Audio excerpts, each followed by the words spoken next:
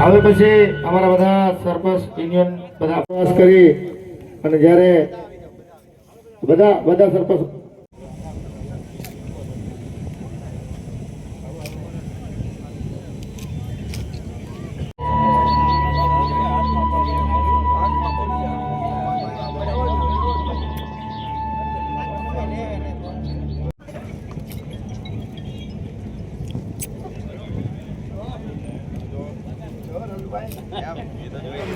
રાજુભાઈએ સભાને સંબોધતા એમ પણ કહ્યું હતું કે ખેડૂતોનો વોટ બેંક તરીકે હવે ઉપયોગ નહીં થવા દઉં.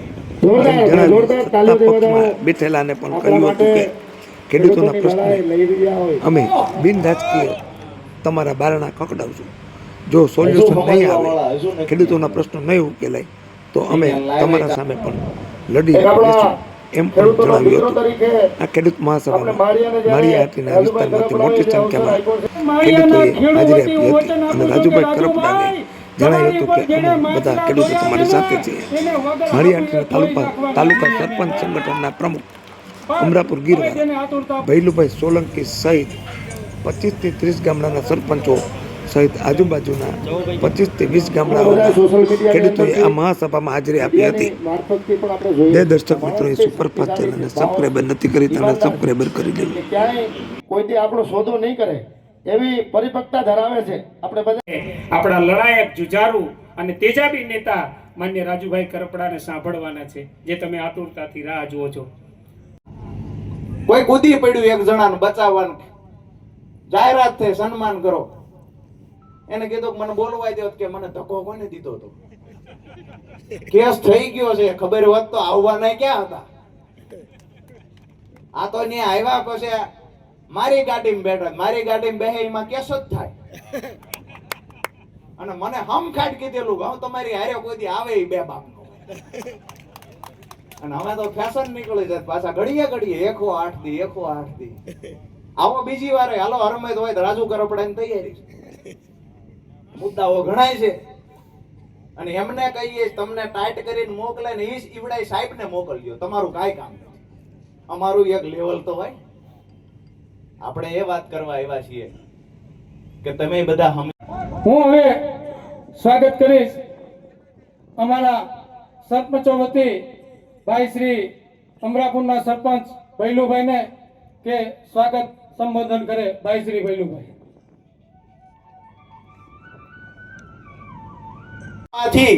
હું જો કહું કાલથી મારી ભેગા જોડાઈ જજો, પોતાની ગાડી પોતાનું ડીઝલ નાખીને હાથ ઊંચો કરો, કેટલા લોકો તૈયાર થઈ જાય? 200-300 ગાડીઓ અહીંથી થાય. હવે સામેથી ફોન, રાજુભાઈ तुम संघर्ष करो. ધન્યવાદ, ખૂબ ખૂબ આભાર. એને થવી જોઈએ ને. ખેડૂતો એકત્રિત થાય છે, એને પીડા થવાની બદલે પીડા ક્યાંક બીજા ઠેકાણે થઈ. ખેડૂતોને ભેગા કરું છું, ખેડૂતો માટે લડું છું. એનો વાંધો આમ આદમી પાર્ટીને શું કામ છે? આ જવાબ મને હજુ સુધી નથી મળ્યો. વાંધો તો ભાજપને હોવો જોઈએ. વાંધો વિપક્ષમાં રહેલા લોકોને શું કામ છે? અને રાજુ કરપડા માત્ર એક જ પાર્ટીને કેમ ખટકે, કેમ કોંગ્રેસને નથી ખટકતો? હું તો કોંગ્રેસને ખટકવો જોઈએ, કેમ નથી ખટકતો? મેં 5 વર્ષ જે પાર્ટીમાં કામ કર્યું એ પાર્ટીની અંદર જ્યાં સુધી હું રહ્યો ત્યાં સુધી છેલ્લા દિવસ સુધી વફાદારીથી રહ્યો છું. દેખાડવાનું ચાલુ એટલે નથી કર્યા કે આપણી ખાનદાની છે. એક લેવલથી આપણે નીચે ઉતરવા નથી માંગતા. એ આપણી ખાનદાની છે અને જે ઉતરવા માંગે છે એને કહીએ છીએ તમે તમારા ઉતરાય એટલું ઉતરો, કારણ કે એ તમારા સંસ્કાર છે. દોસ્તો, ખેડૂત સંકલ્પ યાત્રાની જે શરૂઆત થઈ, શા માટે ખેડૂત સંકલ્પ યાત્રા? એવો તો શું સંકલ્પ કરવાનો કે આવનારા દિવસોમાં અહીંયા જે ખેડૂતો ભેગા થયા છે, હજારોની સંખ્યામાં ખેડૂતો આવ્યા છે, એને એવું લાગવું જોઈએ કે અમે જે પોતાનું જીવન ખેડૂત માટે લડવા માટે પોતે યોદ્ધા બની અને અડીખમ ઊભા છે. ખેડૂતના પ્રશ્નો માટે, ખેડૂતના સંકલ્પો માટે લડવા માટે તત્પર છે. તો સૌપ્રથમ હું માળિયાના ખેડૂત આગેવાન અને અમારા સરપંચ એસોસિએશનના એ અમારા ખેડૂતોનો વોટ બેંક તરીકે જ્યારે ઉપયોગ કરતા હશે તો રાજુ કરપડા સાતી કાઢીને કહેશે કે તમે ખોટા છો અને ખેડૂતોનો વોટ બેંક તરીકે ઉપયોગ નહીં થવા દઈએ. સત્તા પક્ષને પણ કહીએ છીએ કે અમારા ખેડૂતોના જ્યારે પણ કાંઈ પ્રશ્ન હશે તો બિન રાજકીય રીતે એના પ્રશ્નનું સોલ્યુશન લાવવા માટે રજૂઆત કરવા તમારા બારણા ખટખટાવશું અને જો પરિણામ નહીં મળે તો એમની સામે પણ લડશું. ક્યાં એવો વિષય નથી કે અહીંયા લડશે ને અહીં નહીં લડે ને અહીં ટીકા ટિપ્પણી ને એમાં પડવાનું જ નથી. મુદ્દાની વાત એ છે પ્રશ્ન હોય તો આ માણસે ખુલ્લી સાથીએ પોતે લડ્યા છે પણ હમણાં ઘણા ઇમ્પોર્ટેડ ખેડૂત નીકળ્યા છે અને રાજુભાઈને ખબર છે કારણ કે આ ટીકા ટિપ્પણીમાં ગયા વગર આપણું સંગઠન મજબૂતાઈથી કેમ આગળ વધે, કેમ કરીને ખેડૂતોની લડાઈ લડી શકાય. તો જે મેં સંકલ્પ કર્યો છે આજે તમારે પણ એ સંકલ્પ કરવાનો છે કે અહીંયાથી જતા સમયે તમારા ગામની અંદર જઈ અને આપણા ખેડૂતોને વધુમાં વધુ આ સંગઠન સાથે જોડવાના છે. જ્યારે પણ ખેડૂતો સાથે અન્યાય થાય એ દિવસે તમારે રજૂઆત કરવાની છે ને જ્યારે જરૂર પડશે ને તમે કહેશો કે રાજુભાઈ અહીંયા જરૂર છે એ દિવસે 24 કલાક નહીં થવા દો. ગુજરાતના કોઈ પણ છેડે હોય માળિયા હાટીનામાં આવીને તમારો ભાઈ ઊભો રહે છે. આ વાત સાથે મારી વાત પૂરી કરું છું. પણ અહીંયા આયોજક ટીમ જે છે ખાસ કરીને સરપંચો અને તમામ જે આયોજક ટીમ જેને આયોજન કર્યું છે અને દૂરથી મને તો હજી એમ થાય કેમેરાથી દેખાડ્યા જ કરે, ખેડૂતોને દેખાડ્યા જ કરે. આવડી મોટી સંખ્યામાં જે ખેડૂતો ઉપસ્થિત રહ્યા છે, ઘણા બધાને ખુરશી નથી મળી એટલા માટે ઊભા પણ રહ્યા છે દૂર સુધી. તો આપ સૌનો રાજુ કરપડા હૃદયમાં નાખવાનું કામ થાય છે. આપણે મૂકી દેતાની હારે ગાળું દેવાની ચાલુ કરી. મેં કીધું ભાઈ મેં છોડી દીધી પાર્ટી, આભાર માનીને છોડી દીધી.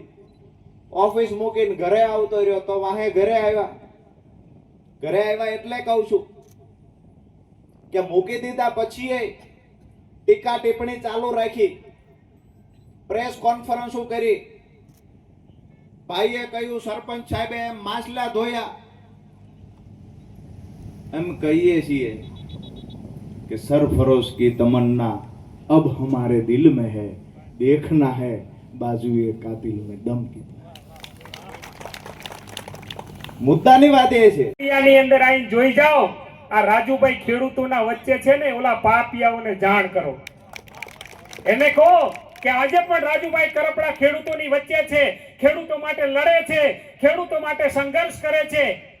તમને એમ હોય કે અમારી પાર્ટીમાં હતા ત્યારે જ રૂડા રૂપાડા હતા, ત્યારે જ મરદ હતા, ત્યારે તાકાતવર હતા. આજની તારીખે એ રાજુભાઈ કરપડા આ માળિયાના ખેડૂતોની વચ્ચે બેઠા છે ને એ લોકોને આપણે જાણ કરવાની છે. એટલે વિસાવદરની અંદર સભા કરી કારણ કે ખેડૂતનો ગઢ હતો.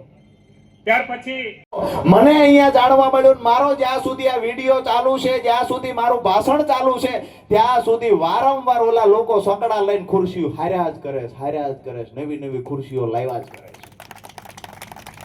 આના પરથી સમજી જવું જોઈએ કે આવનાર સમય છે ગુજરાતનો ખેડૂત, અમે અહીંયા હજારોની સંખ્યામાં ખેડૂતો બેઠા છે, એને કહીએ છીએ જેની સાઈડમાં કોઈ ધંધો બીજો ન કરતા હોય, માત્ર ખેતી આધારિત હોય એવા કોઈ ખેડૂત છે ખરા જેની માથે દેણું નથી? એક પણ ખેડૂત એવો નથી. બીજી વાત એ કરું કે આ પરિસ્થિતિ રાજુભાઈ પણ ઘણો બધો સંઘર્ષ કર્યો અને જે માણસને નેતાઓ બનાવી દે એ માણસ પછી ખેડૂતને ભૂલી જાય છે. પણ મિત્રો મેં નજીકથી રાજુભાઈને જોયેલા છે, સાંભળેલા છે, ઘણો બધો 2-3 મહિનાનો અનુભવ છે. એટલે એક એવો લીડર અને બાહોશ યુવાન છે કે આપણે એની પર ગર્વ લઈ શકીએ કે ક્યારેય આ માણસ એવો છે કે નહીં નાત જાત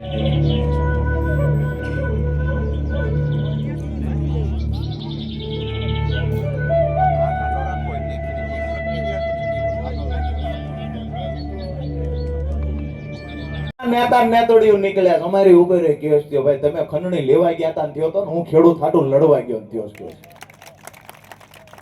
સૌરાષ્ટ્રમાં ઘણા બધા નેતાઓ એવું જ લખશે. આપણામાં છઠ્ઠીના દિવસે બધામાં એવું હોય હિન્દુ પરંપરામાં કે એના કાનમાં કંઈક બે હારી વાત બોલે અને જે બોલ્યા હોય એ બાળક પછી મોટું થઈને બોલે. એટલે આ લખવા વાળા છે એ મને લાગે છે 6 દિવસે જે કાનમાં સાંભળ્યું હોય છે એ વસ્તુ લખે છે, અને આપણે એને છૂટ દેવી છે કે અમને ખબર પડે કોના કોના ઘરે શું શું સંભળાવવામાં આવ્યું હતું. લખો તમે તમારે. એમે તો પહેલેથી ગણના ઘાત ખાતા આવ્યા છીએ. જરૂર પડી છે એ દિવસે ન્યાય અપાવવા માટે થઈને જહદણનો ઇતિહાસ વાંચી લેજો. હદા મામાને પણ હુડીએ ચડાવી દીધા. ઈ પરંપરામાંથી આવીએ છીએ. પાર્ટી વાળા પૂછે ગ્રાઉન્ડની મંજૂરી છે? વિસાવદર થયું તમારે તો નથી થયું ને એવું? વિસાવદર નો પવન અહીંયા આવે જ તે. વિસાવદર નો પવન આવે જ અહીંયા. મેં કહ્યું એ છે એમને કહીએ છીએ પૈસા બાપા સમજી જાવ, જે અડધો મેં ખાધો છે ને ખીમો છું એ તમારા જ નહીં ખમાય. હું તો ટેવાયેલો હતો અડધો ખાવાનો, કોણિયું ખાવાનો ટેવાયેલો હતો તો ખાધી છે, તમારાથી નહીં ખવાય. કેટલાય લોકો જેલની બહુ મોટી મોટી વાતો કરે છે. મેં જ કીધું હું આટલા દી ગયો, પણ આ હમણાં નવી એક ફેશન આવી છે. એમે તો જેલમાં ગયા 108 દી. રોયા કેટલાય દી ઈ કયો ને? રાજુ કરપડા દિવસ ને તારીખ હારે કહે છે. રોયા કેટલાય દી ઈ હોત કયો ને ભેગું? શું કામ આ એક જ વાત કરો છો? બરાબર છે. અને ભગવાનની સાક્ષીએ કહું છું જો મારી વાત ખોટી હોય તો. ગામમાં આવીને એ કયો કે આટલા દી એમ રોયા છીએ. અત્યારે તો ફેશન નીકળી છે. એમે 108 દી જેલમાં ગયા ને એમે તો ખેડૂતો માટે ગયા. આ તો ઓલા જેવી વાત હતી ભાઈ. લડાઈ ને હું લડતો હતો અને તમામ લોકોનું હિત થાય એના માટે થઈ, છેવાડાના રહેલા એક ગરીબ માણસનું પણ હિત થાય એના માટે થઈ અને અમે પહેલા પણ લડતા ને આજ પણ લડીએ છીએ. અને રાજુ કરપડા એક અલગ માટીનો બનેલો છે. મેં સપનું જોયું છે કે મારા ખેડૂતોને દેણા બહાર કાઢીશ. આ વિડીયો જેને બનાવવો હોય એ બનાવી લે. આજની તારીખ યાદ રાખી લેજો. આવનાર સમયમાં જે પણ નિર્ણય લઈશું તે પણ આવનાર સમયમાં ગુજરાતના ખેડૂતોને અને સૌરાષ્ટ્રના ખેડૂતોને દેણામાંથી બહાર કઢાવવા માટેની લડાઈ રાજુ કરપડા ચોક્કસ લડશે. કોઈ એવું સમજતું હોય કે આ ઊંધી ડાળી જેવો ઢાળ છે, સિંચાઈનું પાણી ના પહોંચે, એને કહીએ છીએ. અને જે પાર્ટીના લોકો રાજુ કરપડાને તુચ્છ સમજતા હતા એને પણ કહીએ છીએ. આવનાર સમયમાં સૌરાષ્ટ્રના એક એક ખેતર સુધી સિંચાઈનું પાણી પહોંચાડવાની લડાઈ પણ રાજુ કરપડા લડશે. કોઈ કહેતું હોય કે પાકના પૂરતા ભાવ, રાજુ કરપડા પહેલો ઊભો હોય છે. ફેશનમાં બોલવા વાળા નેતા નથી કે 108 દી ગયા. હવે જવાની તાકાત દર્શાવો. હું હજુ કહું છું રાજુ કરપડામાં ખાસ ધ્યાન રાખજો. કોઈ ટીકા ટિપ્પણી વિશેષ વાત નથી કરતો, પણ આ તમારા ભાઈએ ખેડૂતો માટે જેવડી લડાઈ લડી શકાય એવડી લડાઈ લડ્યો છે. અને આવનાર સમયમાં જ્યાં પણ લડવાનું થશે અહીંયા ગમે જીવનમાં નહીં થાય. અને જે દિવસે ખેડૂતો સાથે ગદ્દારી કરવાનો વિચાર આવે એ દિવસે ભગવાનને કહું છું કે આ ખોળિયામાંથી પ્રાણ કાઢી નાખજે. મુદ્દાની વાત, આવનાર સમય આપણા બધા માટે ખૂબ મહત્વનો છે. સુધી કડદો કરીને બતાવો. પ્રવેશ બંધી હોવા છતાં પણ મંજૂરી લઈને આવશું, અથવા મંજૂરી નહીં મળે બોટાદની હદની બહાર રહીને ધરણાઈ કરશું, આંદોલન કરશું. હજુ સરે આપણા દુઃખમાં ભાગ લેવા આવ્યા છે. નહીં કે કોઈ પણ પોતાના ઘણા બધા નેતાઓ હોય કે પોતપોતાના. આ કઈ નવું તો છે નહીં. અમે લોકોનું ભલું કરવું, લોકો માટે કઈ ગુમાવવું, લોકો માટે કઈક અર્પણ કરી દેવું, આ તો આઝાદી પછી સૌથી પહેલું કોઈએ અર્પણ કર્યું હોય તમારા બાપ દાદાઓએ અર્પણ કર્યું છે.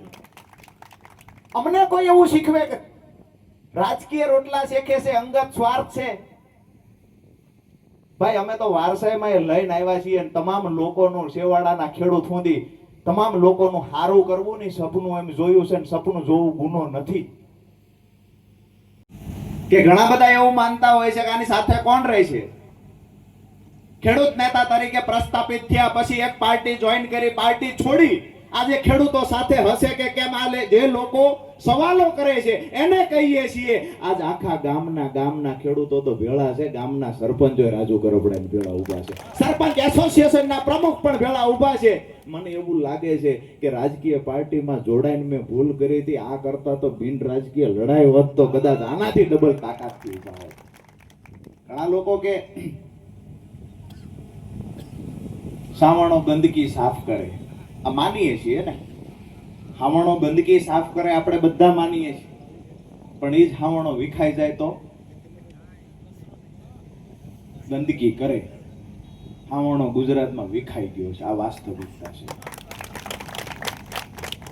હજી અમે કહીએ છીએ કે એમને જેટલું કર્યું એટલો જવાબ હજી નથી દેતા. જે દિવસે એ જવાબ દેવાનો ચાલુ કરીશું અને પછી જે દિવસે યાત્રા કાઢશું તે દિવસે આપણી યાત્રામાં હજારોની હારે લાખો લોકો હશે ને એમને ગામડાઓમાં પ્રવેશ કરવો અઘરો થઈ જશે.